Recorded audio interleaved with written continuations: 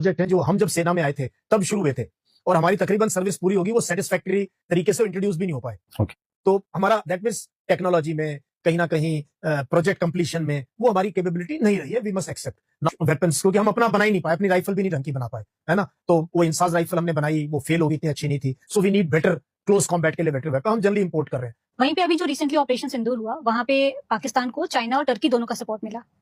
आपको लगता है कि आने वाले टाइम में ये जो टू फ्रंट वॉर की हम बात कर रहे हैं, क्या कोई ऐसा समय भी आ सकता है कि जो पाकिस्तान है वो चाइना का प्रॉक्सी बन के काम करे, या चाइना पाकिस्तान को एक टूल की तरह हमारे अगेंस्ट यूज करे? क्योंकि जो चल रहा है, जिस तरह का सपोर्ट दिख रहा है उधर, वहां तो ऐसे ही लगता है कि यहाँ पे इंटरनेशनल इंटरेस्ट खाली साधे जा रहे हैं।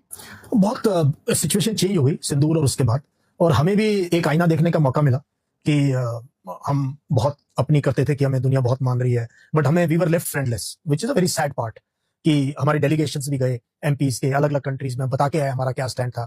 कंडेम सबने किया पहलगाम को, बट साथ में उन्होंने हर जगह टेररिज्म को कंडेम किया, बट किसी ने पाकिस्तान का नाम नहीं लिया। चाइना और पाकिस्तान की जो रिलेशनशिप है, ये higher than mountains, deeper than ocean, sweeter than honey, ये वो लोग कोट करते हैं। ऐसी पार्टनरशिप दुनिया में किसी दो मुल्कों के बीच में नहीं है। अब कमाल की बात आप सोचो, चाइना वाले उर्दू नहीं समझते हैं, ना कुर्ता पजामा पहनते हैं, ना बिरयानी खाते हैं, उनका खाना पीना रहना सहना सब अलग है।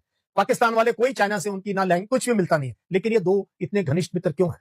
तो कहीं ना कहीं this is alignment which is anti India, and वो नजर आ रहा है। प्लस चाइना जो है ना, चाइना बहुत दूर की सोच के काम करता है, तो पाकिस्तान की लोकेशन पाकिस्तान का फेवर करती है, इसीलिए टर्की, अजरबैजान, चाइना वगैरह इतने। अब यूएस आप देखो ना, कैसे ट्रंप ने 2 बार तो इनके आर्मी चीफ को बुला लिया व्हाइट हाउस में, और कितनी उनकी तारीफ कर रहे हैं वो।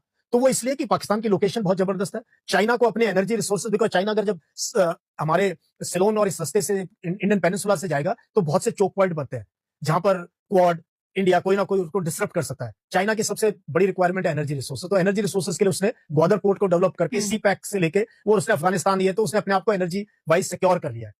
तो that is why China requires Pakistan, Pakistan requires China, because nobody else will give create this kind of. US weapon देगा, सब कुछ देगा, इंफ्रास्ट्रक्चर नहीं क्रिएट करेगा जो चाइना क्रिएट कर रहा है। सो आने वाले दिनों में, बट ये हमारी फॉरेन पॉलिसी का चैलेंज है कि हम पाकिस्तान को कैसे मैनेज करें। और चाइना, देखो चाइना हमारा पड़ोसी और सदा रहेगा, है ना। और चाइना की जो डेवलपमेंट है, चाइना की जो ग्रोथ है, ये पूरी दुनिया में सबको हमें बताने की जरूरत नहीं है। और क्या रास्ता उस देश ने चुना है, they are going to grow.